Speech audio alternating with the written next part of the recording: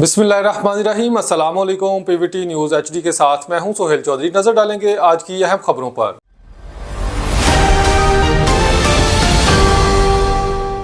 अब एक नज़र डालते हैं कराची पर, जहां समुंदर में दो कश्तियों में तसादुम, दो खवातीन जाम बहक, मुतअद्दिद अफराद लापता हो गए।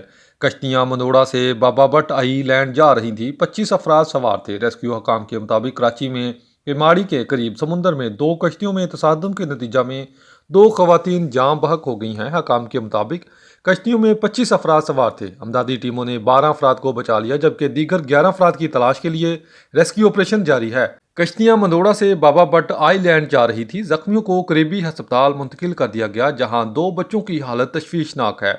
SSP केमाड़ी अमजद शेख ने कहा कि तसादुम का शिकार होने वाली दोनों कश्तियों से 20 से 25 अफराद मौजूद थे। इन्होंने बताया कि तमाम अफराद को रेस्क्यू कर लिया गया है, जिनमें से 12 अफराद जख्मी हैं, जिन्हें निजी अस्पताल मुंतकिल कर दिया गया है।